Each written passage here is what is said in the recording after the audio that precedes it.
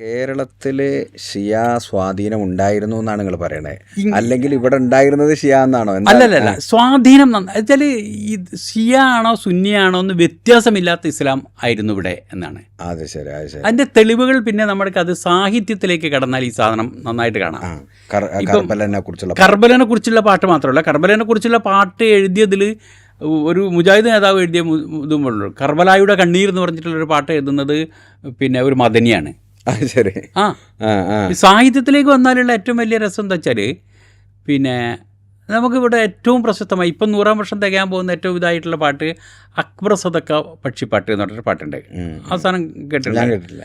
അക്ബർ സദക്ക പക്ഷിപ്പാട്ട് എന്ന് പറഞ്ഞാൽ ഒരു കാലത്ത് നമ്മൾ മൗലൂദ് പോലെയും ഈ പടപ്പാട്ട് പിന്നെ ഈ മറ്റേ എന്താണ് പറയുക, മൗലൂദ് പോലെയും അതുപോലെ തന്നെ ഈ പിന്നെ മാല മൗലൂദ് ബദർ പടപ്പാട്ടുകളൊക്കെ പോലെ തന്നെ വൈകുന്നേരമായാൽ വീട്ടിൽ നിന്ന് സ്ത്രീകൾ ഇങ്ങനെ സ്ഥിരമായിട്ട് പാടിയിരുന്നൊരു പാട്ടാണ് അക്ബർ സദക്ക പക്ഷിപ്പാട്ട്. അക്ബർ സദക്ക പക്ഷിപ്പാട്ട് എന്ന് പറയും, പക്ഷിപ്പാട്ട് എന്ന് പറയും.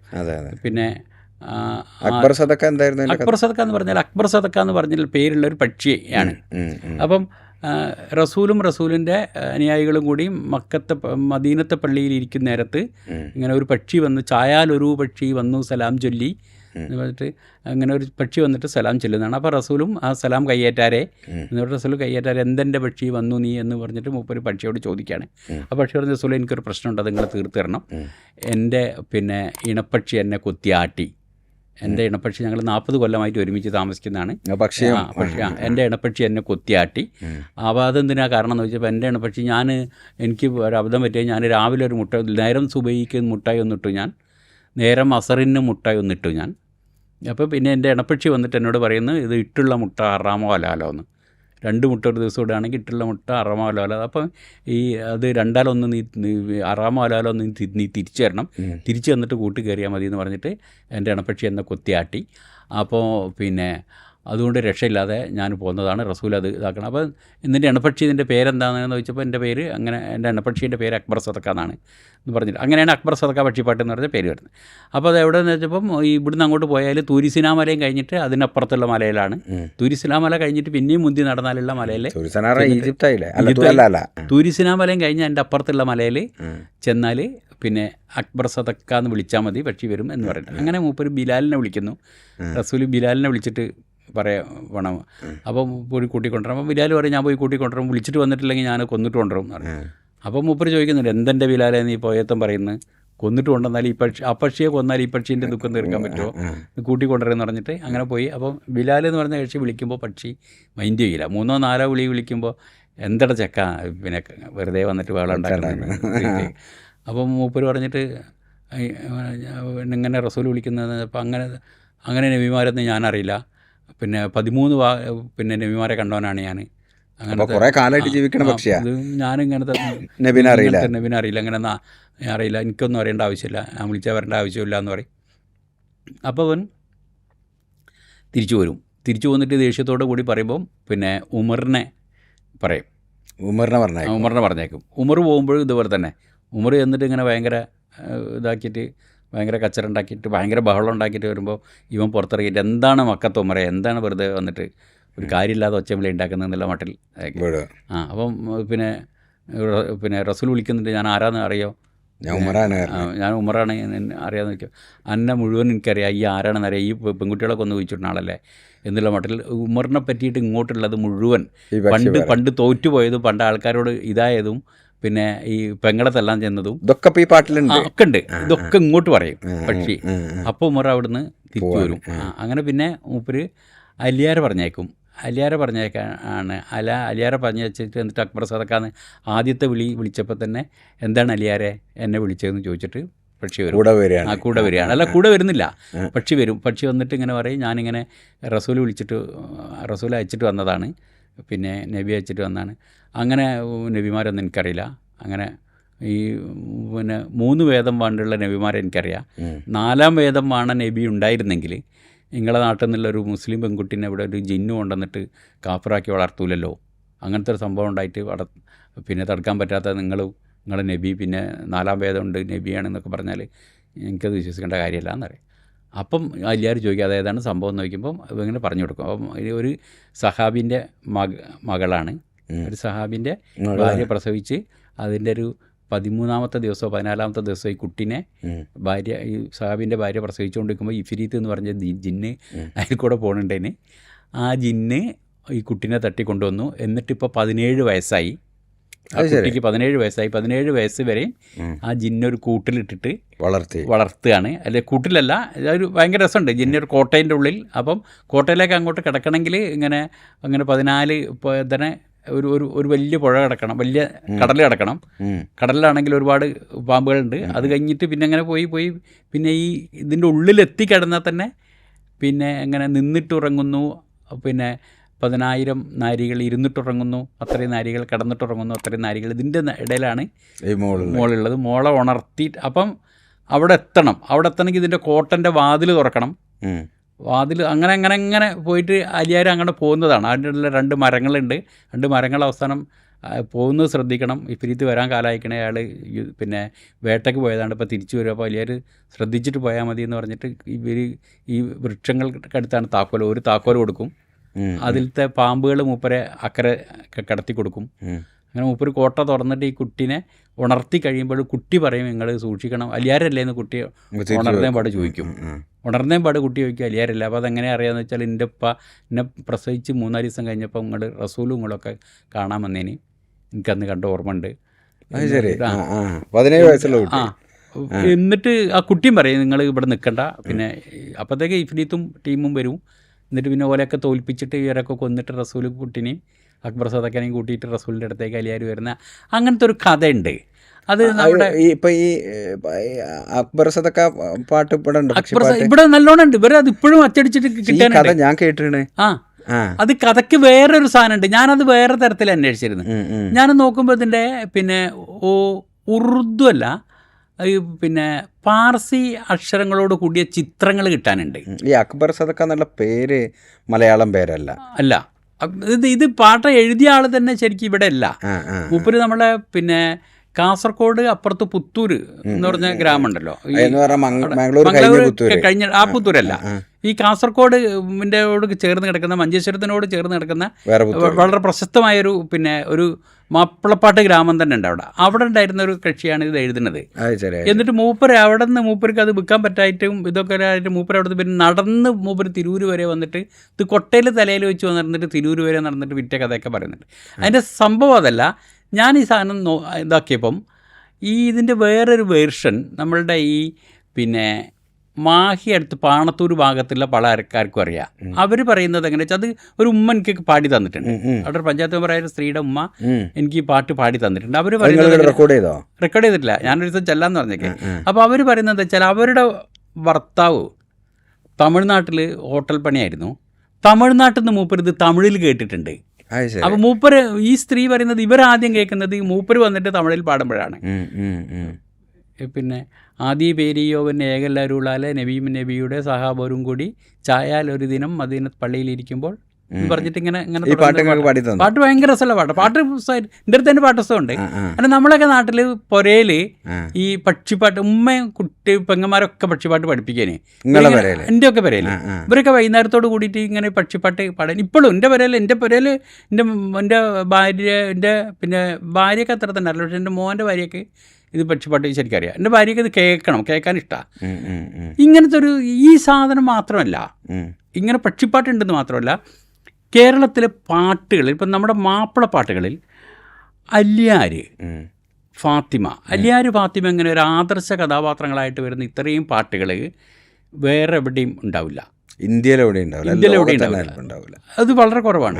ഈ ഫാത്തിമാബി എന്ന് പറഞ്ഞിട്ടും ഇവിടുത്തെ ഒരു താരാട്ട് പോലും ഇതാണ്.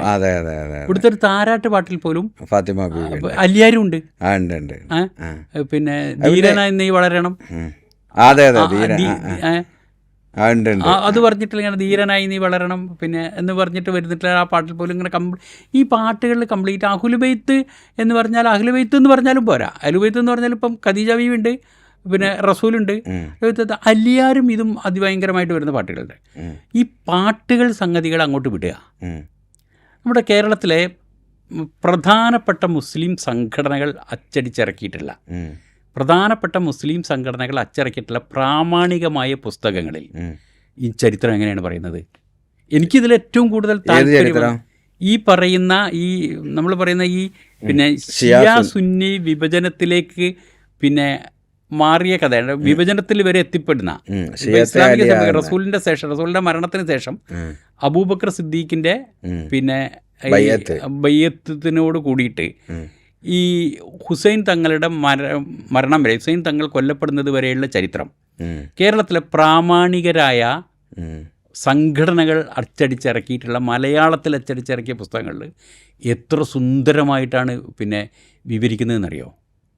എനിക്കിതിൽ മലയാളത്തിൽ എനിക്കിത് പഠിക്കാൻ കിട്ടിയ ഏറ്റവും നന്നായിട്ട് ഇതിൻ്റെ ചരിത്രം, ഇതിൻ്റെ ഒരു പൊളിറ്റിക്കൽ ഹിസ്റ്ററി ഉണ്ടല്ലോ, ഈ പൊളിറ്റിക്കൽ ഹിസ്റ്ററി, ഇതിൻ്റെ ഒരു രാഷ്ട്രീയ ചരിത്രം പഠിക്കാൻ എനിക്ക് കൗതുകം തോന്നിയതും ഞാൻ ആദ്യമായിട്ട് വായിച്ചു പഠിച്ചതും പിന്നെ നമ്മുടെ IPH ജമാഅത്തെ ഇസ്ലാമിയുടെ IPH ഇറക്കിയിട്ടുള്ള സിദ്ദീഖുൽ അക്ബർ എന്ന് പറഞ്ഞിട്ട് അബൂബക്കർ സിദ്ദീഖിൻ്റെ ജീവചരിത്രമുണ്ട്. സിദ്ദീഖുൽ അക്ബർ എന്നാണ് പേര്, ജീവചരിത്രമുണ്ട്. അതിൽ നബി സല്ലല്ലാഹു അലൈഹി വസല്ലമ മരിച്ചു കഴിഞ്ഞിട്ട് അബൂബക്കർ സിദ്ദീഖിനെ അമീറായി ഈ ഖലീഫയായി തിരഞ്ഞെടുക്കുന്നത് വരെയുള്ള തിരഞ്ഞെടുപ്പിൻ്റെ കഥ പറയുന്നുണ്ട്. ഒരു 3 അധ്യായത്തോളം ഉണ്ട്. അതിൽ വേറൊന്നും അറിയേണ്ട കാര്യമില്ല. അപ്പോൾ അബൂബക്കർ സിദ്ദീഖ് മരിച്ചു കിടക്കുന്നു, റസൂലുള്ളാഹി മരിച്ചു കിടക്കുന്നു. ആയിഷ ബീവിയുടെ വീട്ടിലാണ്, ആയിഷ ബീവിയുടെ മുറിയിലാണ് കിടക്കുന്നത്. അലിയാരും അബ്ബാസുമാണ് ഇതിൻ്റെ ബാക്കി കാര്യങ്ങൾ കൈകാര്യം ചെയ്യുന്നത്. മയ്യത്ത് പരിപാലന കൈകാര്യം ചെയ്യുന്നത്, ജനാസയുമായി ബന്ധപ്പെട്ട കാര്യങ്ങൾ ചെയ്യുന്നത്. അതിന് വേറെ ഭയങ്കര രസമുള്ളൊരു ഇംഗ്ലീഷ് പുസ്തകം ഉണ്ട് കേട്ടോ, ആഫ്റ്റർ പ്രോഫിറ്റ് എന്ന് പറഞ്ഞിട്ട്. അത് ഒരു ബ്രിട്ടീഷ് ഒരു പത്രലേഖിക ചെയ്തതാണ്. ഭയങ്കര രസമുള്ള കഥയാണത്, ഭയങ്കര രസമായിട്ടാണ് പറഞ്ഞ നരേഷൻ. അപ്പോൾ ഇതിൽ ഈ സംഭവങ്ങൾ ഇങ്ങനെ നടന്നുകൊണ്ടിരിക്കുന്നത് അബൂബക്കർ സിദ്ദീഖ് പിന്നെയാണ് വന്ന് കയറുന്നത്. ആ സംഭവം അറിയാലോ, മരിക്കുമ്പോൾ അബൂബക്കർ സിദ്ദീഖ് സ്ഥലത്തില്ല, കുറച്ച് ദൂരെയാണ്. മൂപ്പര് അന്ന് പിന്നെ മൂപ്പർക്ക് സുഖമുണ്ട് എന്ന് പറഞ്ഞിട്ട് മൂപ്പര് രാവിലെ പോവുകയാണ്. ഈ അബൂബക്കർ സിദ്ദീഖ് അവിടെ വന്ന് അലിയാരും അബ്ബാസ് ഇത്ര കാര്യങ്ങൾ ഇങ്ങനെ നോക്കിക്കൊണ്ട് നിൽക്കുന്നതിൻ്റെ ഇടയിൽ പെട്ടെന്ന് ഉമർ ഒരാളെ പറഞ്ഞേക്കുന്നു, ഉമർ ബിൻ ഖത്താബ് ഒരാളെ പറഞ്ഞേക്കുന്നു. പിന്നെ അബൂബക്കർ സിദ്ദീഖിനെ പെട്ടെന്ന് വിളിച്ചിട്ട് വരാം. അതെന്താ വെച്ചാൽ താഴെങ്ങാടി എന്നൊക്കെ പറയാവുന്ന പോലത്തെ ഒരു സ്ഥലത്ത് ഈ ബനു സഅദ എന്ന് പറയുന്ന അവരുടെ പിന്നെ അൻസാരികളുടെ സ്ഥലത്ത് അവർ പന്തലൊക്കെ കെട്ടിയിട്ട് അവർ അൻസാരികൾ യോഗം ചേർന്നിട്ട് അവർ പിന്നെ ഖലീഫിനെ തിരഞ്ഞെടുക്കാനുള്ള പരിപാടിയാണ്. അപ്പം അവിടെയാണ് ഉമർ ഖത്താബ് നിൽക്കുന്നത്. മൂപ്പര് ഒരാളെ ഇങ്ങോട്ട് പെട്ടെന്ന് പറഞ്ഞയച്ചിട്ട് പിന്നെ അബൂബക്കർ സിദ്ദീഖിനെ വിളിച്ചിട്ട്, അപ്പോൾ അബൂബക്കർ സിദ്ദീഖ് ഇപ്പോൾ വരാൻ പറ്റില്ല എന്ന് പറഞ്ഞു. ഇവർ തിരിച്ചു പോയി. രണ്ടാമതും വന്നു. അപ്പോഴും ഇയാൾ അബൂബക്കർ സിദ്ദീഖ് ചൂടെ ഇവിടെ എന്താ സംഭവം എന്നറിയില്ലേ, റസൂൽ ഇവിടെ മരിച്ചെടുക്കുമ്പോൾ ഞാൻ അവിടെ മീറ്റിങ്ങിന് പോവുക പിന്നെ. അപ്പം മൂന്നാമത് ഇയാൾ വന്നിട്ട് പറഞ്ഞു, ഇപ്പം നിങ്ങൾ വന്നിട്ടില്ലെങ്കിൽ ഇനി വരേണ്ടി വരില്ല എന്ന് ഉമർ ബിൻ ഖത്താബ് പറയുന്നുണ്ട്. അവിടെ അൻസാരികൾ ഖലീഫയെ തിരഞ്ഞെടുക്കാൻ തുടങ്ങിയിട്ടുണ്ട് എന്ന് പറഞ്ഞു. അപ്പോഴാണ് മൂപ്പര് വരുന്നത്. അപ്പോൾ എന്താണ് സഅദ് ബിൻ ഉബാദ എന്നിട്ട് പറഞ്ഞിട്ടൊരു കക്ഷിയുടെ നേതൃത്വത്തിലോ മറ്റോ ആണ് ഈ പിന്നെ അൻസാരികളാവട്ടെ എന്നുള്ളതാണ്. അൻസാരികളുടെ കൂട്ടത്തിൽ അൻസാരികൾ. അപ്പോൾ അൻസാരികളുടെ വാദം റസൂലുള്ളപ്പോൾ റസൂലാണ്, ഓക്കെ, ആർക്കും സംശയമില്ല. പിന്നെ മുഹാജിറുകൾ വന്ന റസൂലിൻ്റെ കൂടെ അവിടുന്ന് വന്നവരാണല്ലോ, അവിടുന്ന് വന്നവർ നമ്മളെ ഭരിക്കേണ്ട കാര്യമല്ലല്ലോ. റസൂലാണ് ഉള്ള കാലത്ത് റസൂലാണ്, റസൂലില്ലെങ്കിൽ പിന്നെ പിന്നെ നമ്മൾ തന്നെ ആവണം എന്ന് പറട്ടെ. അപ്പോൾ ആ തർക്കമാണ് നടന്നുകൊണ്ടിരിക്കുന്നത്. അപ്പോൾ അവരുടെ ഇടയിലെ പഴയ തർക്കം പൊന്തി വന്നിട്ടുണ്ട്. ഈ ഹൗസാണോ ഖസ്റജാണോ ആവേണ്ടത് എന്നുള്ള പ്രശ്നവും. അപ്പോൾ ഇവർ കുറച്ച് നേരം നിന്ന് നോക്കിയപ്പോഴാണ് ഈ അബൂബക്കർ സിദ്ദീഖും ഉമറും ഈ കൂടെയുള്ള ഒരു ആളും ഉണ്ടല്ലോ, ഇവർ 3 ആളും കൂടെ അവിടെ നിന്നിട്ട് അവരുടെ പ്രസംഗങ്ങൾ, അവരുടെ ഓരോരുത്തർ മാറി മാറി പ്രസംഗിക്കുകയാണ്. അത് കേട്ടപ്പോഴാണ് ഇവർക്ക് മനസ്സിലായത് ആ പ്രശ്നവും പൊന്തി വരുന്നുണ്ട്. ഹൗസ് ഖസ്റജ് പ്രശ്നമുണ്ട്. അപ്പോൾ ഹൗസിന് ഖസ്റജുകാരെ പേടിയുണ്ട്. ഖസ്റജുകാരാണ് ആയത് എങ്കിൽ ഞങ്ങളെ പരിഗണിക്കുകയേ ഇല്ല എന്നുള്ള പേടി. ഈ സംഗതി ഇതിങ്ങനെ തിരിഞ്ഞപ്പോഴാണ് പെട്ടെന്ന് പിന്നെ അബൂബക്കർ സിദ്ദീഖ് പെട്ടെന്ന് ചാടിയിട്ട് പറഞ്ഞത് ശരിയാവില്ല, പിന്നെ ഇങ്ങനെ കുഴപ്പമുണ്ട്, പിന്നെ ഇതിൻ്റെ പ്രശ്നമുണ്ടല്ലോ, ഇനി ഇങ്ങനെ റസൂലിൻ്റെ മയ്യത്ത് അവിടെ കിടക്കുന്നുണ്ട്, ജനാസ എന്തെങ്കിലും ചെയ്യണം, പിന്നെ ബാക്കിയുള്ളവർ മുഴുവൻ നമ്മൾ ഒറ്റുനോക്കുകയാണ്, എന്തെങ്കിലും തീരുമാനം പെട്ടെന്ന് എടുക്കണം, ഇങ്ങനെ ഇതാക്കാൻ പറ്റില്ല എന്ന് പറഞ്ഞു. അപ്പം മറ്റവർ പറഞ്ഞാൽ പിന്നെ 2 ഖലീഫാവാം, നിങ്ങളുടെ കൂട്ടത്തിൽ നിന്ന് 1 ഞങ്ങളുടെ കൂട്ടത്തിൽ നിന്ന് 1 എന്ന് പറഞ്ഞു. അപ്പോൾ അത് രണ്ടും ശരിയാവില്ല. അതിന് ഉമർ ബിൻ ഖത്താബ് പറയുന്ന ഉദാഹരണം, ഒരു ഉറയിൽ 2 വാൾ കൊള്ളില്ല, അത് വേണ്ട, 1 മതി എന്ന് പറഞ്ഞു. അപ്പോൾ പിന്നെ അബൂബക്കർ സിദ്ദീഖ് അത് പിന്നെ താത്വികമായിട്ട് വ്യാഖ്യാനിച്ച് 1 മതി എന്ന്, ലീഡർഷിപ്പ് വേണമെന്ന് റസൂൽ പറഞ്ഞാണ് എന്നൊക്കെ പറഞ്ഞു. പെട്ടെന്ന് അബൂബക്കർ സിദ്ദീഖ് ഈ 2 ആൾക്കാരെയും കൂടെ ഒരു ഭാഗത്ത് മറ്റേ വിളിക്കാൻ വന്ന സഹാബിൻ്റെ ഒരു ഭാഗത്ത് ഉമറിൻ്റെ 2 ആൾക്കാരും കൂടെ കൈ പിടിച്ചിട്ട് ഉയർത്തി പിടിച്ചിട്ട് അബൂബക്കർ സിദ്ദീഖ് നടുവിൽ നിന്നിട്ട് ഇങ്ങനെ ഉയർത്തി പിടിച്ചിട്ട് പറഞ്ഞ്, പിന്നെ ഇതാ ഇവർ 2 ആൾ നിൽക്കുന്നു, ഇവരിൽ 2 ആളെ ഞങ്ങളെ ബയ്യത്ത് ചെയ്യണം. ഞങ്ങളാണ് ആവുന്നതെങ്കിൽ, ഞങ്ങൾ മുഹാജിറുകളാണ് ആവുന്നതെങ്കിൽ ഞങ്ങൾ ഇതിൻ്റെ സ്ഥാനത്തിരിക്കുക മാത്രമായിരിക്കും, കാര്യകർത്താക്കൾ നിങ്ങളായിരിക്കും എന്ന് പറഞ്ഞു. അപ്പോൾ അത് മറ്റവർക്ക് ഒരു ഇതായി. അവരാണെങ്കിൽ പിന്നെ ഞങ്ങൾ മറ്റേ ഇവിടെ ഹൗസോ ഖസ്റോജ ആണെങ്കിൽ മറ്റുള്ളവരെ കൂട്ടുപോലുമില്ല. അതേസമയത്ത് മുഹാജിറുകളാണെങ്കിൽ ഞങ്ങളെ മൊത്തത്തിൽ ഞങ്ങൾക്ക് ഇത് കാര്യം നടത്താൻ കിട്ടുമല്ലോ എന്ന് കേട്ട് അതിലൊരു കൂട്ടർ പെട്ടെന്ന് ചാടി കയറിയിട്ട് അപ്പം അബൂബക്കർ സിദ്ദീഖ് ഇത് പറഞ്ഞു. ഇതാ ഈ 2 ആൾക്കാർ, ഈ 2 പിന്നെ മുഹാജിറുകൾ, ഈ 2 ആൾക്കാർ നിൽക്കുന്ന, ഒന്ന് ഉമർ ഇബ്നു ഖത്താബാണെന്ന്, മറ്റേ പേര് എനിക്ക് ഓർമ്മയില്ല കേട്ടോ, ആളാണ്. ഇതിൽ 2 ആരാച്ചാൽ നിങ്ങൾ ഇപ്പോൾ തന്നെ ബയ്യത്ത് ചെയ്യണം എന്ന്. ആ നേരത്താണ് പെട്ടെന്ന് ഉമർ അബൂബക്കർ സിദ്ദീഖിൻ്റെ കൈ ഇങ്ങോട്ട് ഊരി മാറ്റിയിട്ട് അബൂബക്കർ സിദ്ദീഖിൻ്റെ കൈ ഉയർത്തി പിടിച്ചിട്ട് പറയുന്നത്, പിന്നെ ഞാനില്ല, ഈ ഇങ്ങനെ മൂപ്പർ അബൂബക്കർ സിദ്ദീഖ് ജീവിച്ചിരിക്കുന്ന കാലത്ത് ഇതിൻ്റെ നേതാവാൻ ഞാനില്ല, ഞാനത് അബൂബക്കറിനെ ബയ്യത്ത് ചെയ്തിട്ടുണ്ടെന്ന്. ആ മറ്റൊരിങ്ങനെ പകച്ചിരുന്നിട്ട് ആലോചിക്കുകയായിരുന്നു ഈ പറയുന്ന ഇത്. ഉമറാണെങ്കിൽ മൂപ്പര് ഒരു എടുത്തുചാട്ടമാണ്, മൂപ്പര് പെട്ടെന്നതാണ്. മറ്റേ ആളാണെങ്കിൽ അങ്ങനെ ഒരു ലീഡർഷിപ്പിൻ്റെ കഴിവില്ലാത്ത ഒരു ദൂതനായിരിക്കാൻ, ആളെ കൂട്ടാമെന്നൊക്കെ പറഞ്ഞേക്കാൻ മാത്രം പറ്റുന്ന ഒരാളാണ്. ഇതിലിപ്പോൾ 2 ആൾ ആരാന്ന് മറ്റൊരാൾ ആലോചിക്കുന്നതിൻ്റെ ഇടയിലാണ് ഉമർ പെട്ടെന്ന് ഈ ഇതെടുക്കുന്നത്. അങ്ങനെ ഞാനിതാ അബൂബക്കറിനെ ബയ്യത്ത് ചെയ്തിരിക്കുന്നു എന്ന് പറയുന്നതോട് കൂടിയിട്ട് ബാക്കി ഒരു ടീം നേരത്തെ എഴുന്നേറ്റ് ബയ്യത്ത്. പിന്നെ അവിടെ കുറേ ബഹളങ്ങളും സംഭവങ്ങളും സാധനങ്ങളൊക്കെ ഉണ്ട്. പിന്നെ ഈ യോഗം വിളിച്ചു കൂട്ടിയ ആളെ രക്ഷിക്കാൻ വേണ്ടിയിട്ട് ഇവർ ബാക്കിയുള്ളവർ അയാളെ കുടുംബക്കാർ കസേരയോടുകൂടി മൂപ്പര് വീട്ടിൻ്റെ അടുത്തേക്ക് എടുത്തു മാറ്റുക. പിന്നെ മൂപ്പര് മദീനയിൽ താമസിച്ചിട്ടേ ഇല്ല, മൂപ്പര് പിന്നെ ഷാമിൽ പോയിട്ടൊക്കെയാണ് മൂപ്പര് താമസം. അപ്പോൾ ഈ സംഗതികളൊക്കെ കഴിഞ്ഞിട്ടാണ് ഇവർ തിരിച്ചു വന്നിട്ട് അബൂബക്കർ സിദ്ദീഖ് തിരഞ്ഞെടുക്കപ്പെടുന്നു എന്ന് പറയും. ഈ സംഗതികൾ മുഴുവനും പിന്നെ ഈ അബൂബക്കർ സിദ്ദീഖുൽ അക്ബർ എന്ന് പറഞ്ഞിട്ട് ഇവർ IPH ഇറക്കിയ പുസ്തകത്തിൽ പറയുന്നുണ്ട്. അതിനാണ് ഈ സാധനം കിട്ടിയത്. അതൊക്കെ കഴിഞ്ഞ് കുറച്ചങ്ങോട്ട് പോയാൽ IPH തന്നെ ഇറക്കിയ അബൂദറുൽ ഗിഫാരി എന്ന് പറഞ്ഞിട്ട് അബൂദറുൽ ഗിഫാരിയുടെ ജീവചരിത്രം ഷെയ്ഖ് മുഹമ്മദ് കാരക്കുന്ന് എഴുതിയ അബൂദറുൽ ഗിഫാരിയുടെ ജീവചരിത്രമുണ്ട്. ഞാൻ വായിച്ചു. അതിൻ്റെ തുടക്കത്തിൽ തന്നെ പറയുന്നത് ഉസ്മാൻ ഇബ്നു അഫ്ഫാൻ്റെ ഭരണത്തിൻ്റെ 2ാം ഭാഗം ആണ്. ഉസ്മാൻ ഇബ്നു അഫ്ഫാൻ്റെ ഭരണത്തിൻ്റെ 2ാം ഭാഗമാണ് ഇസ്ലാമിക പിന്നെ ഈ സമൂഹത്തിനെ ഇത്തരത്തിലാക്കിയതും തകർത്തതും ഇത് ഭിന്നിപ്പിലേക്ക് കൊണ്ടുവന്നതെന്നും കൂടെ പറയുന്നുണ്ട്.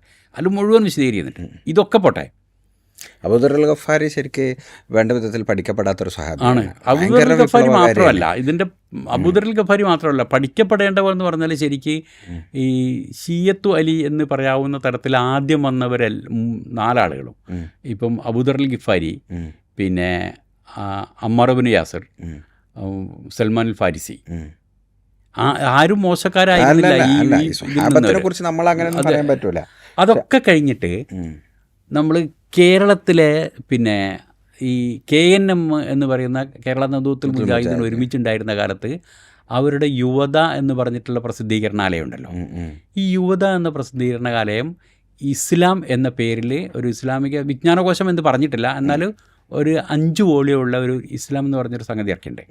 അത് ഇങ്ങനെ ഒരു 1000 ചില്ലാൻ പേജുള്ള 5 വോളിയം ആണ്. ആ സാധനം കണ്ടിട്ടുണ്ടെങ്കിൽ അതിൽ പിന്നെ പ്രസ്ഥാനങ്ങളും പിന്നെ എന്ന് പറഞ്ഞിട്ട് പ്രസ്ഥാനങ്ങളും അങ്ങനെ പറഞ്ഞിട്ട് സാധനം, വ്യക്തികളും നേതാക്കളും എന്നൊക്കെ പറഞ്ഞിട്ട് അങ്ങനെ ഓരോരുത്തരും ഇതിലാണ്.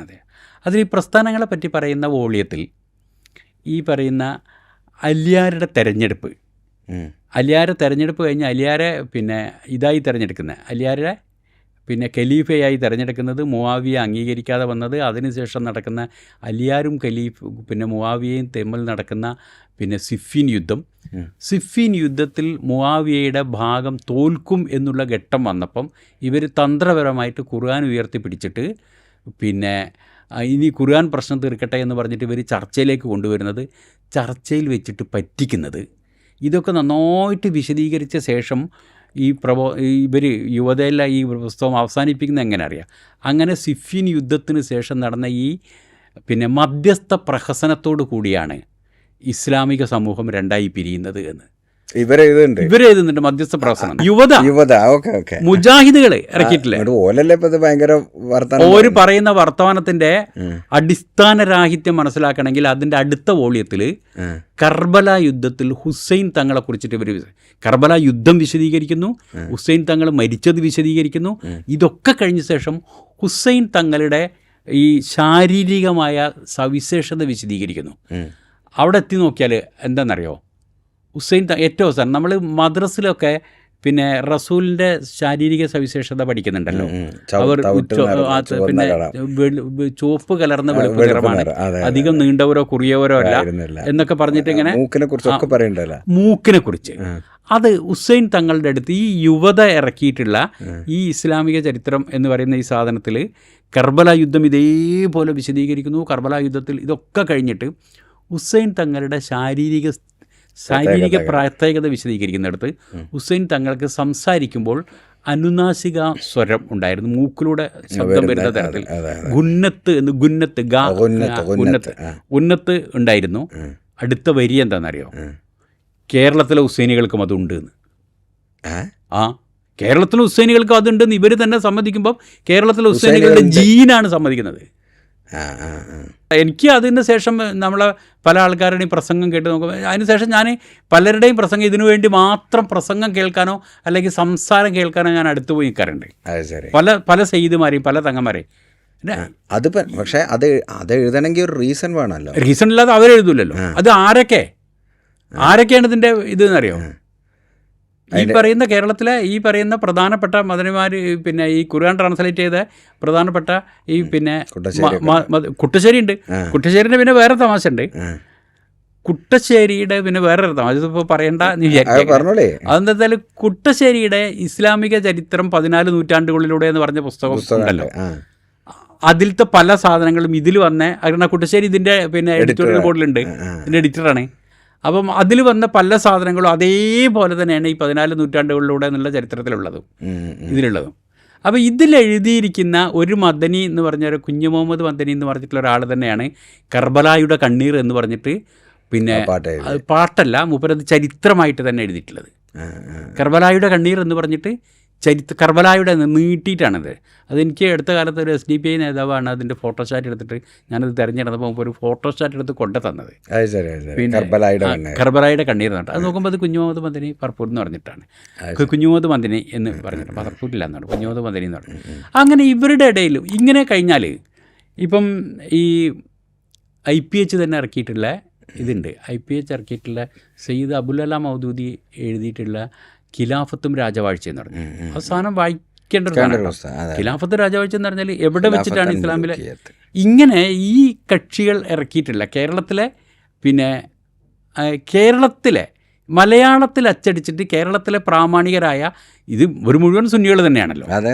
കേരളത്തിലെ എല്ലാ സുന്നി സംഘടനകളും അതിൻ്റെ രസമൊക്കെ കണ്ട് കഴിഞ്ഞ് കുറച്ചങ്ങോട്ട് പോയിഞ്ഞാൽ ഒരു ഹുദവി ഉണ്ട്, മൂപ്പരുടെ പേര് ഞാൻ മറന്നു പോയത്. അഹ്ലുൽ ബൈത്തിന്റെ മാർഗം എന്ന് പറഞ്ഞിട്ടൊരു ഇതുണ്ട്. ഒരു പിന്നെ ഒരു പുത്തൂർ എന്ന് ഇത് അവസാനിക്കുന്നത് ഇബ്രാഹിം ഫൈസി പുത്തൂരല്ല, വേറൊരു പുത്തൂർ എന്നുള്ളൊരു ഉസ്താദാണ്. പുത്തൂരിൽ നിന്ന് അവസാനിക്കുന്ന ഒരു ഫൈസി ഉസ്താദാണ് ഇതിന് അവതാരിക എഴുതിയിട്ടുള്ളത്. ഒരു ഹുദവി ആണ്. എന്ത് ഭയങ്കര അബു എന്ന് പറഞ്ഞിട്ട് തുടങ്ങുന്നത്. ഇബ്രാഹിം ഫൈസി പുത്തൂർ അല്ല ഇബ്രാഹിം ഫൈസി പുത്തൂരല്ല, വേറെ ആളാണ് അവതാരിക എഴുതി. ഈ പുസ്തകത്തിൻ്റെ പേര് പിന്നെ എന്താണ് പിന്നെ അഹ്ലുൽ ബൈത്തിന്റെ മാർഗം എന്ന്. അതെന്താ വെച്ചാൽ ഷിയാക്കൾ വിശ്വസിച്ചു പോരുന്ന ഇമാമ് എന്ന് പറയുന്ന സങ്കല്പത്തിൽ ഇമാമത്ത് അലിയാർ, പിന്നെ ഹസൻ തങ്ങൾ, ഹുസൈൻ തങ്ങൾ, സൈനുലാബ്ദീൻ തങ്ങൾ, മുഹമ്മദുൽ ബാക്കിർ, ജാഫർ സാദിഖ്, മൂസൽ ഖാലിം, ഇങ്ങനെ ഇങ്ങോട്ട് തുടങ്ങിയിട്ട് ഇമാം പിന്നെ മഹദി വരെ 12 ആൾക്കാരുടെയും ഇങ്ങനെ പേരെടുത്ത് ഓരോരുത്തർക്കും ഓരോ അധ്യായം ഇങ്ങനെ തന്നെ വിശദീകരിച്ച് വന്നിട്ട് എന്നിട്ട് ഏറ്റവും അവസാന പേജിലൊരു പിന്നെ മുൻകൂർ ജാമ്യമുണ്ട്, പിൻകൂർ ആയിപ്പോയിന്ന് മാത്രം ഏറ്റവും അവസാനിക്കുന്നത് എന്ന് വെച്ച് ഷിയാക്കൾ പറയുന്നത് പോലെയല്ല നമ്മൾ പറയുന്നത് എന്ന് അംഗീകരിക്കുകയും ഇതാണ് അഹ്ലുൽ ബൈത്തിന്റെ മാർഗമെന്ന്, ഇതാണ് അഹ്ലുൽ ബൈത്തിന്റെ മാർഗം എന്നാണ് ആ പുസ്തകം. ഇപ്പം ഈ മഹദി അവസാനത്തെ ഇമാമില്ലേ, അതെ, അവസാനത്തെ ഇമാമ് മിഥ്യയാണെന്നാണല്ലോ ഇപ്പോഴത്തെ സുന്നിവാദം. പക്ഷേ ഈ സാധനത്തിൽ ഇമാം മുഹമ്മദുൽ മഹദി 12 എന്ന് പറഞ്ഞിട്ട് തന്നെയാണ്. എന്നിട്ട് ഈ ഒരൊറ്റ വരിയുണ്ട്, ഇതിൽ മാത്രമാണ് ഇവർ ജാമ്യം എടുക്കുക. ഫാത്തിമത്തു സഹറ എന്ന് പറഞ്ഞിട്ട് ഫാത്തിമ ബീബിയുടെ പേരിലൊരു പുസ്തകമുണ്ട്. ഇതിലും അവസാനം പറയുന്നത് എന്ന് വെച്ച് ഷിയാക്കൾ പറയുന്നത് പോലെയല്ല നമ്മൾ ഫാത്തിമ ബീബിയെ കാണുന്നത് എന്നൊരു വരി ഉണ്ടാവും.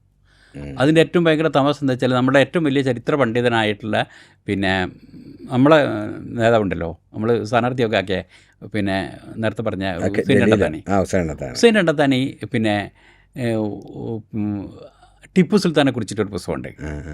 അപ്പോൾ ടിപ്പു സുൽത്താൻ്റെ പ്രത്യേകതകൾ, ടിപ്പു സുൽത്താൻ്റെ തലയെക്കെട്ടിൻ്റെ ഉള്ളിൽ വെച്ചിരുന്ന പിന്നെ ഐക്കല്ലിൽ എഴുതിയിരുന്ന സാധനങ്ങൾ, ടിപ്പു സുൽത്താൻ്റെ വാളിലെ എഴുത്തുകൾ, ടിപ്പു സുൽത്താൻ്റെ ഐക്കല്ലുകൾ, ടിപ്പു സുൽത്താൻ്റെ മോതിരത്തിൽ എഴുതിയിരുന്നത്, ടിപ്പു സുൽത്താൻ്റെ കുതിരയ്ക്ക് കെട്ടിയിരുന്ന ഐക്കല്ലുകൾ, ഇതിലുള്ള സാധനങ്ങൾ മുഴുവൻ വിശദീകരിക്കും. ഇതൊക്കെ അലി മദദ് എന്നുള്ളതും പിന്നെ നാദേ അലിയും മധുഹരി അജായിബ് എന്ന് പറഞ്ഞിട്ടുള്ള നാദേ അലി സ്വലാത്തും ഇത്തരം സാധനങ്ങൾ മുഴുവൻ ഇതൊക്കെ വിശദീകരിച്ച ശേഷം പറയാം.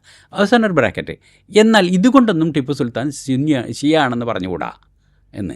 എങ്ങനെ പറയാ? പിന്നെ എന്തുകൊണ്ടാണ് പറയാന്നറിയില്ല. പിന്നെ ഷിയ ആകണമെങ്കിൽ അങ്ങനെ ഒരു ഉറപ്പില്ല. ഇതുകൊണ്ടൊന്നും ഇങ്ങനെയാണ് ഇവരുടെ പുസ്തകങ്ങൾ. അതിന്റെ ഏറ്റവും ഭയങ്കര ചുരുക്കി പറഞ്ഞാലേ ക്ലാരിറ്റി ഉണ്ട്. എനിക്ക് ക്ലാരിറ്റി ഉണ്ട്. പഠിച്ചാൽ അവർക്ക് ക്ലാരിറ്റി ഇല്ല സുന്നികൾക്ക്. ഇതിന്റെ ഏറ്റവും ഭയങ്കര തമാശ ഉള്ളത് എന്താ വെച്ചാൽ, കേരളത്തിൽ ആദ്യമായിട്ട് അലിയാർ തങ്ങളുടെ ജീവചരിത്രം മലയാളത്തിൽ വരുന്നത് നമ്മളുടെ പിന്നെ ഈ അലിമിയാൻ ഇറക്കുന്ന സയ്യിദ് അബു ഹസൻ അലി നദവി യുടെ ജീവചരിത്രം, അബു ഹസൻ അലി നദവി എഴുതിയ ജീവചരിത്രം പിന്നെ മലയാളത്തിൽ വന്നിട്ടുണ്ട്. IPH അല്ല, വേറൊരു കൂട്ടരാണ്. എനിക്ക് തോന്നുന്നത് അൽഹുദേ അങ്ങനെ ഏതോ ഒരു ടീമാണിത് ഇറക്കുന്നത്. IPH ജോലി ചെയ്യുന്ന പിന്നെ KT ഹുസൈൻ കുറ്റൂരാണിത് ട്രാൻസ്ലേറ്റ് ചെയ്തത്.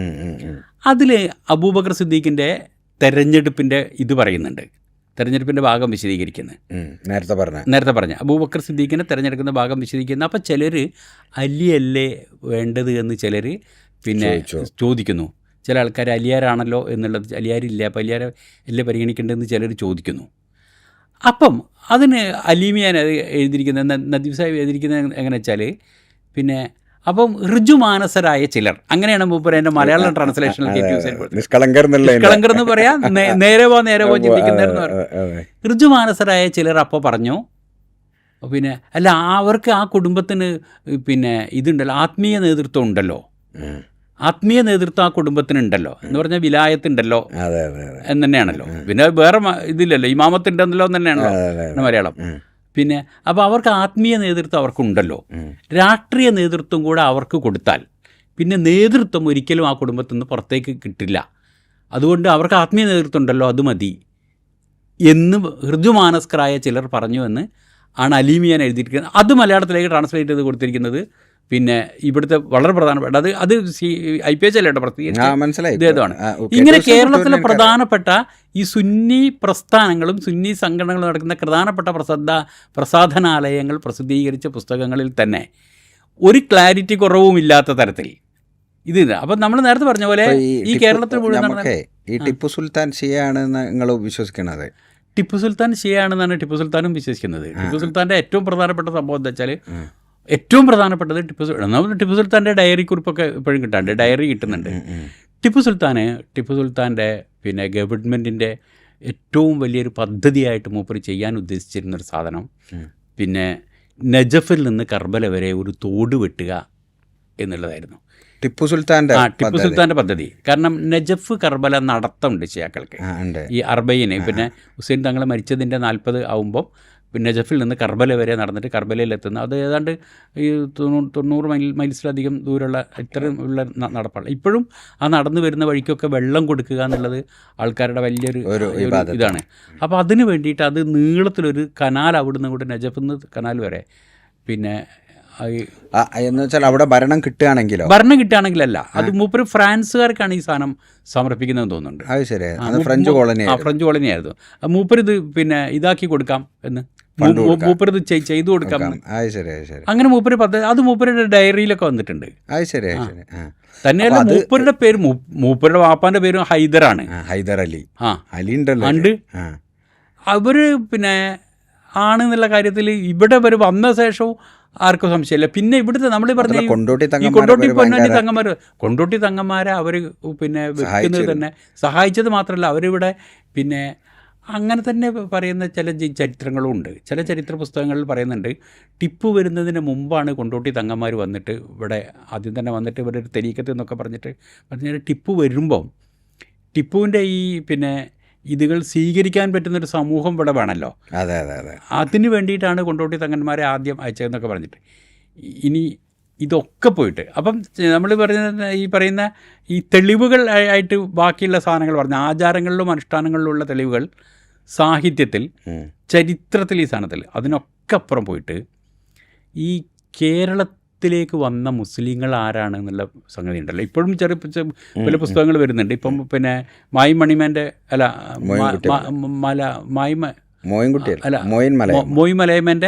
മോയി മലയമ്മേൻ്റെ കേരളത്തിലെ മുസ്ലിങ്ങൾ എന്ന് പറഞ്ഞൊരു പുസ്തകം ഇപ്പം വന്നു. അപ്പോൾ അതിന് മുമ്പ് തന്നെ 1-2 പുസ്തകങ്ങൾ അതേ ഉണ്ട്. ഈ മലബാറിലെ മുസ്ലിങ്ങളുടെ പൂർവ്വ ചരിത്രം എന്ന് പറഞ്ഞിട്ട് അബ്ദുള്ള അഞ്ചില്ലത്തിൻ്റെ ഒരു പുസ്തകമുണ്ട്. മലബാറിലെ മുസ്ലിങ്ങളുടെ ചരിത്രം, പൂർവ്വചരിത്രം കണ്ണൂരിലുള്ള അബ്ദുള്ള അഞ്ചില്ലത്തിനുണ്ട്. വേറെ അല്ലാത്ത തന്നെ ഒരു BP മോറെ എന്ന് പറഞ്ഞിട്ട് ഒരു ഫ്രഞ്ച് തമിഴ് പശ്ചാത്തലമുള്ള ഒരു ഫ്രഞ്ച് വിദഗ്ധൻ്റെ ഇങ്ങനെ മലയാളത്തിലെ മുസ്ലിങ്ങളുടെ ആദ്യ നൂറ്റാണ്ട് എന്ന് പറഞ്ഞിട്ട് ഇത്തരം സാധനങ്ങളും ഒക്കെ ഉണ്ട്. പക്ഷേ എനിക്ക് ഭയങ്കര രസകരമായിട്ടുള്ളൊരു സംഭവമുള്ളത് എന്താ വെച്ചാൽ, കേസരി ബാലകൃഷ്ണപിള്ള ഒരു ചരിത്രത്തിൻ്റെ അടിവേരുകൾ എന്ന് പറഞ്ഞ പുസ്തകത്തിലൊക്കെ ഉണ്ട്. കേസരി ബാലകൃഷ്ണപിള്ള പറയുന്നത് കേരളത്തിലേക്ക് ആദ്യം വന്ന മുസ്ലിം പ്രബോധക സംഘം ഷിയാക്കളായിരുന്നു എന്ന് പറയുന്നുണ്ട്.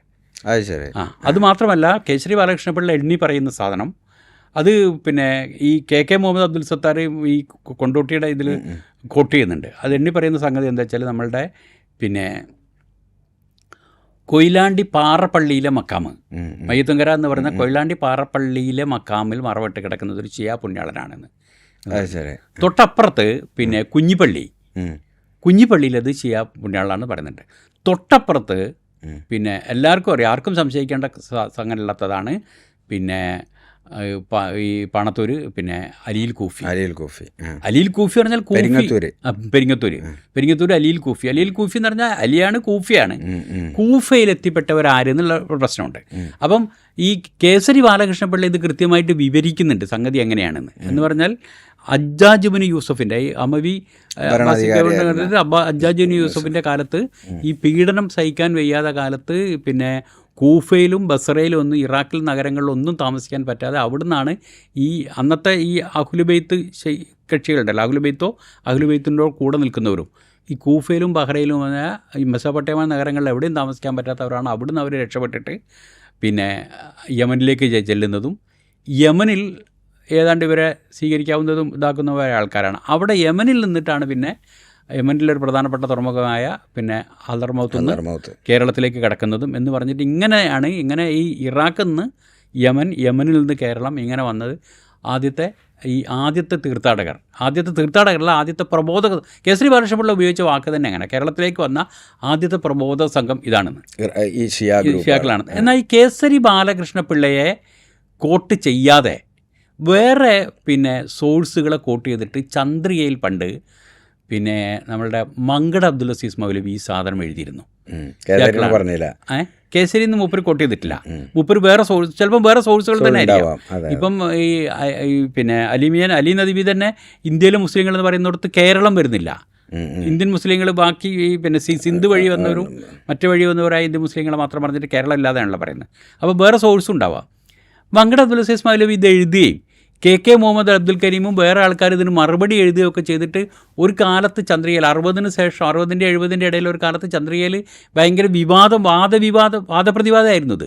കേരളത്തിലേക്ക് വന്ന ആദ്യത്തെ അതെനിക്ക് തോന്നുന്നത് നമ്മളെ ഈ ഷമീർ കരിപ്പൂരുണ്ടല്ലോ, ഷമീർ കരിപ്പൂരിൻ്റെ മാപ്പിളപ്പാട്ടുകാരെ കുറിച്ചിട്ടൊക്കെ ധാരാളം ഫീച്ചറുകൾ എഴുതുന്ന ഒരുപാട് പുസ്തകങ്ങൾ വന്നിട്ടുണ്ട്.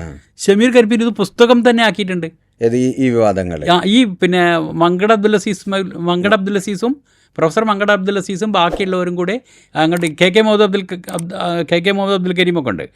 പ്രൊഫസർ മങ്കട അബ്ദുൽ അസീസും KK മുഹമ്മദ് അബ്ദുൽ കരീമൊക്കെ അങ്ങോട്ടും ഇങ്ങോട്ടും വാദപ്രതിവാദം നടത്തിയിട്ട് ഈ കേരളത്തിലേക്ക് ആദ്യം വന്നവർ ഷിയാക്കളാണോ സുന്നികളാണോ എന്നുള്ള തർക്കം, അങ്ങനത്തെ ആ പുസ്തകം ഉണ്ട്. എനിക്ക് തോന്നുന്നത് അങ്ങനെ ഒരു വിവാദം ഉണ്ടാകണില്ല.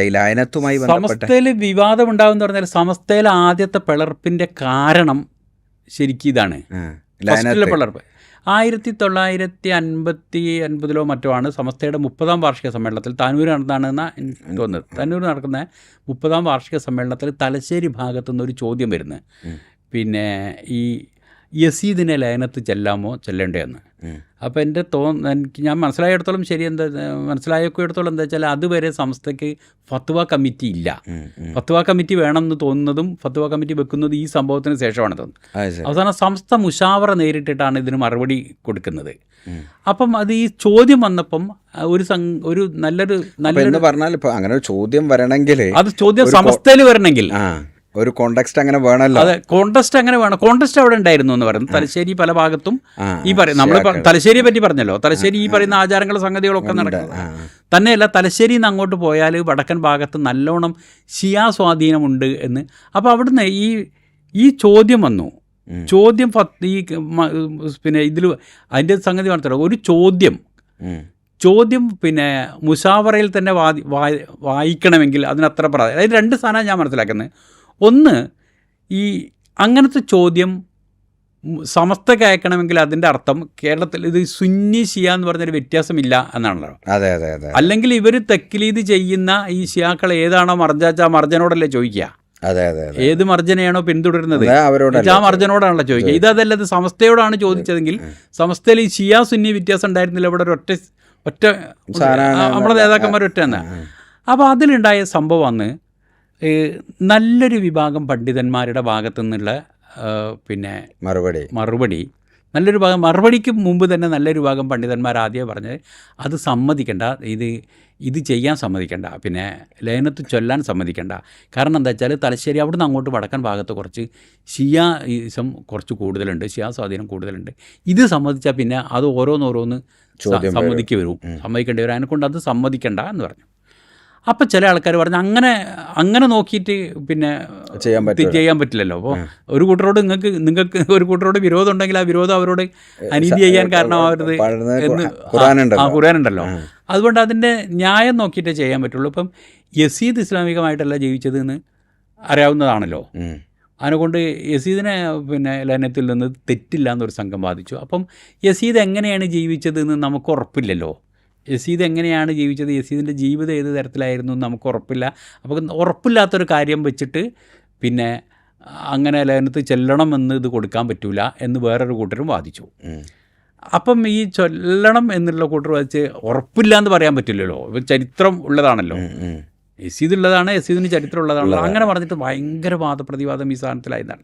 അപ്പോൾ നമ്മുടെ ദാറുൽ ഹുദയിൻ്റെയൊക്കെ സ്ഥാപകനായിട്ടുള്ള ഒരു ഹൈദ്രൂസ് മുസ്ലിയാരുണ്ടല്ലോ, ഹൈദ്രൂസ് മുസ്ലിയാരെ കൂട്ടത്തിൽ നിന്നിരുന്ന സദക്കത്തുള്ള പിന്നെ സംസ്ഥാനമായ ഇവർ ഒരു സംഘം ആൾക്കാർ, സദക്കത്തുള്ള മുസ്ലിയാർ, ഇങ്ങനെ ഒരു സംഘം ആൾക്കാർ 6-7 ആൾക്കാർ ഭയങ്കര ശക്തമായിട്ട് ലയനത്ത് ചൊല്ലണം എന്ന് തന്നെയാണ്, യസീദിനെ ലയനത്ത് ചൊല്ലണം എന്ന് തന്നെയാണ് വാദിച്ചത്. എന്നിട്ട് അവസാനം അന്ന് ഭൂരിപക്ഷ വിധിയുടെ അടിസ്ഥാനത്തിലാണ് ഭൂരിപക്ഷ അഭിപ്രായം നോക്കിയിട്ടാണ് ചൊല്ലണ്ട എന്ന അവസാനം ഫത്വ കൊടുക്കുന്നത്. അപ്പോൾ ഇതിന് ശേഷം ഹൈദ്രൂസ് മുസ്ലിയാർ കർബല വേറെ തന്നെ പുസ്തകമായി എഴുതിയിട്ടുണ്ട്. കർബല ചരിത്ര സംഭവം എന്ന് പറഞ്ഞിട്ട് മൂപ്പർ വേറെ പുസ്തകം തന്നെ ആക്കി എഴുതിയിട്ടുണ്ട്. പിന്നെ ഇതിൻ്റെ ശേഷം ഈ സംഗതി അങ്ങനെ കെട്ടടങ്ങിയെങ്കിലും ഇതിൻ്റെ വാദപ്രതിവാദങ്ങളുടെ ഒടുവിലാണ് ഒരു കൂട്ടർ പിളർന്നു പോയിട്ട് അഖിലയാണ് ആദ്യം ഉണ്ടായത്. അപ്പോൾ അത് യസീദുമായി ബന്ധപ്പെട്ടാണ് പറഞ്ഞില്ല, യസീദുമായി ബന്ധപ്പെട്ടാണ് ഇതിൽ ആദ്യം തർക്കം വരുന്നത്. പിന്നീട് അതിനെ തുടർന്നാണ് ഈ തർക്കത്തിൽ രണ്ട് ഭാഗത്ത് നിന്ന ആൾക്കാർ അങ്ങനെ ഭിന്നിച്ച് വേറിട്ട് പോയിട്ടാണ് ആദ്യത്തെ പിളർപ്പ് വരുന്നതും അഖില കേരള ജമിയത്തുൽ ഉലമ എന്ന് പറഞ്ഞത്. അഖില പിന്നെ അബൂബക്കർ അസ്രത്തൊക്കെ ജദീദിൻ്റെ കൂടെ ആയിരുന്നു. അഖില പിന്നെ ഏറെ പ്രവർത്തിച്ചില്ല. അഖില അവർ ഉണ്ടാക്കി രൂപീകരിച്ചു, അങ്ങനെ ഇട്ടു. അത് കഴിഞ്ഞപ്പോഴത്തേക്ക് പിന്നെ ഈ സദക്കത്തുള്ള മൗലവിയൊക്കെ പോയിട്ട് സംസ്ഥാനം ഉണ്ടായപ്പം അഖില പിന്നെ അവർ പരിപൂർണമായിട്ട് നിർജ്ജീവമാക്കുകയും ചെയ്തു. പിന്നെ കുറേ ആൾക്കാർ പിന്നെ സംസ്ഥാനത്തിൻ്റെ കൂടെ തന്നെ പോയി. ഇങ്ങനത്തെ ഒരു പശ്ചാത്തലം, ഇത് ഇങ്ങനെ ഒരു ബേസ് ഇതിനുണ്ട്, കേരളത്തിൽ ബേസ് ഉണ്ട്. ഇപ്പം നമ്മൾ പറയാൻ ശ്രമിക്കുന്നത് കേരളത്തിൽ ഷിയായിസം എന്ന് പറയുന്നത്, അല്ലെങ്കിൽ ഷിയ സ്വാധീനം വലിയ തോതിലുണ്ടായിരുന്നു. ആദ്യത്തെ പ്രബോധകരിൽ പലരും ഷിയാക്കളായിരുന്നു. 2, കേരളത്തിലെ മുസ്ലിങ്ങൾക്കിടയിൽ ഈ ഷിയ സുന്നി ഡിഫറൻസ് ഇല്ലാത്തൊരു ജീവിതം ഇവിടെ ഉണ്ടായിരുന്നു. അത് അങ്ങനെയാണ് പറയാം. കേരളത്തിൽ ഷിയാക്കൾ ഉണ്ടായിരുന്നു എന്ന് പറയുന്നതിനെക്കാട്ടും നല്ലത് അല്ല, ഷിയാക്കൾ ഉണ്ടായിരുന്നു എന്ന് എനിക്ക് ഉണ്ടായിരുന്നു എന്ന് തോന്നിയത് എപ്പോഴാണെന്ന് അറിയാം. ഉണ്ടായിരുന്നു എന്ന് എനിക്ക് ബോധ്യം വന്നത് എപ്പോഴാ വെച്ചാൽ ഒരു 6-7 കൊല്ലം മുമ്പ്, റൂമിക്ക് ഓർമ്മ ഉണ്ടാവും, 6-7 കൊല്ലം മുമ്പ് കേരളത്തിലെ ഈ മലബാറിലെ, പ്രത്യേകിച്ച് കോഴിക്കോട് മലപ്പുറത്തുനിന്ന് ഇറങ്ങുന്ന മുസ്ലിം പ്രസിദ്ധീകരണങ്ങൾ മുഴുവൻ ഒരു ഷിയ വേട്ട തുടങ്ങിയിരുന്നു. ഭയങ്കരമായിട്ട് റിസാലയൊക്കെ ഒരു 6 ആഴ്ച തുടർച്ചയായിട്ട് സാലി ബുദ്ധിമന്നാനി ടീം വേറെ ഉണ്ട്. ഈ സാലി ബുദ്ധിമന്നാനി ഈ പിന്നെ അബ്ദുറഹ്മാൻ ആദിശ്ശേരി ഹദ്ദാദ് തങ്ങൾ തുടങ്ങിയിട്ടുള്ള ഒരു ISIS വേറെ ഉണ്ട് ഇവിടെ. പിന്നെ കൊല്ലാൻ നടക്കുന്നത്. ഇങ്ങനെ ഷിയാക്കളുടെ ഭയങ്കര ലിസ്റ്റ് രസം എന്താ ഇട്ടിട്ട്. അറിയോ, ഞാൻ പഠിക്കണ കാലത്തെ വഹാബിസത്തിനെതിരെ പുസ്തകം എഴുതിയ സാലി ബുധവന്നാൻ്റെ വേറെ പുസ്തകമുണ്ട്. സാലി ബുധവന്നാൻ ഇസ്ലാമിലേക്ക് നുഴഞ്ഞു കയറാൻ നിൽക്കുന്നവർ എന്ന് പറഞ്ഞിട്ടൊരു പുസ്തകമുണ്ട്. ഇസ്ലാം നുഴഞ്ഞുകയറ്റ ഭീതിയിൽ. അതിൽ വഹാബികളുണ്ട്, ജമാഅത്ത് ഇസ്ലാമി ഉണ്ട്. ഞാൻ സാലി ഒരിക്കലും വീട്ടിൽ വന്നിരുന്നു, ഇടയ്ക്കിടയ്ക്ക് വീട്ടിൽ വരാൻ. അപ്പോൾ സാലി ഒരിക്കൽ വീട്ടിൽ വന്നപ്പോൾ സാലിനോട് ഞാൻ പറഞ്ഞു, എന്നാ പിന്നെടാ ഇത് അവരെ വരെ സമ്മതിച്ചില്ലേ, ജമാഅത്ത് ഇസ്ലാമിനെ വരെ നുഴഞ്ഞു കയറാൻ സമ്മതിച്ചില്ലേ, പിന്നെ ഷിയാക്കളെ മാത്രം ഷിയാക്കും കൂടെ ചെറിയൊരു ഇടകൊണ്ട് ഒന്നങ്ങോട്ട് കയറട്ടെ എന്നാണ്. അപ്പം പിന്നെ ഈ ഒരു പിന്നെ സംഭവം ഉണ്ടല്ലോ, ഈ അല്ല ഞാൻ പറഞ്ഞേ കേരളത്തിലെ ഒരു 7 വർഷം മുമ്പ് ആ സാധനത്തിൽ അന്ന് ഇപ്പം റിസാലയുടെ തുടങ്ങിയ ദിവസത്തെ റിസാലയുടെ തലക്കെട്ട് പിന്നെ ഷിയാക്കൾ മുസ്ലിങ്ങളല്ലാത്തതിൻ്റെ കാരണം എന്നായിരുന്നു. അതിലെനിക്ക് തോന്നിയ ഒരു രസമുള്ളത് സത്യധാരയുടെ തലക്കെട്ട്, സത്യധാരയുടെ ഒരു ലക്കത്തിലെ തലക്കെട്ട് എന്താ വെച്ചാൽ കേരളീയ ഷിയിസം വീണ്ടും വേര് പൊട്ടുന്നു എന്നാണ്. കറക്റ്റാണത്. വീണ്ടും വേര് പൊട്ടണമെങ്കിൽ മണ്ണിൻ്റെ അടിയിൽ വേരുണ്ടല്ലോ, മണ്ണിൻ്റെ അടിയിൽ ഉണ്ടായിരുന്നു. സമസ്തയുടെ സത്യധാരയാണ് പറയുന്നത്. പിന്നെ കേരളീയ ഷിയിസം വീണ്ടും വേര് പൊട്ടുന്നു. വേര് പൊട്ടണമെങ്കിൽ ഇവിടെ മണ്ണിൻ്റെ അടിയിൽ അത് കടന്നതിനെ കൊണ്ടാണല്ലോ പൊട്ടുന്നത്, അല്ലാതെ വെറുതെ വേര് പൊട്ടി വരില്ല. ഈ സാധനത്തിൻ്റെ അടിയിൽ ഉണ്ട്. അത് ഇതിൻ്റെ ഒരു എന്താ പറയുക, ഇതിൻ്റെ ഒരു ഫണ്ടമെൻ്റൽ ബേസ് ആയിട്ട് നിൽക്കുന്നുണ്ട്. അതിനേക്കാൾ അതുകൊണ്ടായിരിക്കുമോ ഇപ്പം ഇസ്നാശരീൻ ഇപ്പോൾ ബോറകൾ ഇവിടെ ഉണ്ട്, ഇസ്മായിലി ബോറ അല്ലേ, അവർക്ക് പള്ളിയൊക്കെ ഉണ്ട്. ശരിക്ക് ഒറിജിനൽ ഷിയ എന്ന് പറയുന്ന ഒരു ഗ്രൂപ്പ് ഇവിടെ ഇല്ലല്ലോ. ഐ മീൻ ഈ നമ്മളെ ഇപ്പം മുഖ്യധാര ഷിയാക്കൾ എന്ന് പറയുന്ന പിന്നെ ഇസ്നാശരി അല്ലെങ്കിൽ ഇമാമിയ ഷിയാക്കൾ എന്ന് പറയുന്നവർ ഇവിടെ കേരളത്തിൽ ഉണ്ടോ എന്ന് ചോദിച്ചാൽ ഈ നേരത്തെ പറഞ്ഞല്ലോ നമ്മൾ പിന്നെ ഈ പൊളിറ്റിക്കലി ഇതിനോട് നമുക്ക് താല്പര്യമുള്ള കുറെ ആൾക്കാരുണ്ട്. നമ്മളെ ഒന്നിന് പറയുമ്പോൾ നമ്മളെ ഈ ഇറാൻ വിപ്ലവത്തിന് ശേഷം ഇവിടെ അരീക്കോട് പ്രസ് ഞങ്ങളെ നാട്ടുകാർ അത് 2 ഘട്ടത്തിലുണ്ടായിട്ടുണ്ട്. അതൊരു പൊളിറ്റിക്കൽ താല്പര്യം മാത്രമാണ്. അത് ഒന്ന് ഈ പറയുന്ന 1979 ഇറാൻ വിപ്ലവത്തിന് ശേഷം ഈ പിന്നെ നമ്മളെ CM സാഹിബ് പിന്നെ അതുപോലെ തന്നെ ഫസൽക്ക ഇവരെല്ലാം കൂടെ ചേർന്നിട്ട് പിന്നെ ഇതുണ്ടാക്കുന്നതും അന്നത്തെ ഒരു സംഭവം. അന്ന് മാത്രം അവർക്ക് മാത്രമല്ല, അന്ന് ഏതാണ്ട് ജമാഅത്തുകാർക്കോ പഴയ സിമിക്കാർക്കോ മാത്രമൊന്നുമല്ല, ഏതാണ്ട് മുസ്ലിം ലീഗിലെ യൂത്ത് ലീഗുകാർക്കും ഇതുണ്ടായിരുന്നു. അന്ന് അബ്ദുസ്സമദ് സമദാനി പ്രസംഗിച്ചിട്ടുണ്ട്, ഇപ്പം ഇമാം ഖുമൈനി ഇവിടെ പ്രത്യക്ഷപ്പെട്ടാൽ ഞാൻ മൂപ്പരെ കാല് പിടിക്കുന്നു. ഞാൻ രസകരമായൊരു സംഗതി, ലാ ഷർഖിയ ലാ ഗർബിയ ഇസ്ലാമിയ അതായിരുന്നല്ലോ മുദ്രാവാക്യം. പിന്നീട് ഇടതുപക്ഷ വേദിയിൽ നമ്മളെ ജലീൽക്ക് അത് പ്രസംഗിച്ചിട്ടുണ്ട് ഭയങ്കര ആവേശത്തോടെ. എന്നുവെച്ചാൽ ഇതിന്റെ ഒരു സ്വാധീനം മുസ്ലിം കമ്മ്യൂണിറ്റിയിലെ പ്രഭാഷകർക്കും ഇതിൽ ഈ പറഞ്ഞ പ്രശ്നം തന്നെയാണ് അതിലുള്ളത്. ഇപ്പോൾ റൂമി ഇപ്പോൾ പറഞ്ഞ പ്രശ്നം തന്നെ, അന്ന് വന്നത് വിപ്ലവം വന്നപ്പോഴുള്ള ഒരു വിപ്ലവത്തിനോടുള്ള ഒരു താല്പര്യമാണ്. ഇപ്പോൾ കാണുന്നത് യുദ്ധത്തിൽ ഇവർ വീരത്വം കാണിക്കുകയും ഒന്ന് അമേരിക്കയെ വെല്ലുവിളിക്കാൻ ധൈര്യം കാണിക്കുകയും വെല്ലുവിളിച്ചപ്പോൾ തന്നെ ഇവർ അന്ന് 12 ദിവസത്തെ യുദ്ധത്തിൽ ഇവർ ഇസ്രായേലിനെ തോൽപ്പിച്ചു. ഇപ്പോഴും ഇവർ വേണമെങ്കിൽ തോൽപ്പിക്കാമെന്നുള്ള നിലയിൽ നിൽക്കുന്നു. രക്തസാക്ഷിയാവാൻ തയ്യാറാണെങ്കിൽ രക്തസാക്ഷി. ഇങ്ങനെ ചെയ്യുമ്പോൾ യുദ്ധത്തിൽ ഇവർ കാണിക്കുന്ന വീരത്വത്തിനോടുള്ള ഒരിത്, അല്ലെങ്കിൽ വിപ്ലവത്തിനോടുള്ള ഒരു ആരാധന, അല്ലെങ്കിൽ യുദ്ധവീരത്വത്തിനോടുള്ള ആരാധന, ഇതല്ലാതെ ഇതിൻ്റെ പിന്നെ ആത്മീയതയും അക്കീതയും ഇതും ഉണ്ടല്ലോ. ഇതിൻ്റെ ആത്മീയത, ഇത് രണ്ടും പിന്നെ അക്കീതയും ആത്മീയതയും ഒരു പരിധി വരെയൊക്കെ കേരളത്തിലെ സുന്നികൾക്കും ഉണ്ടെന്ന് തോന്നുന്നുണ്ട്.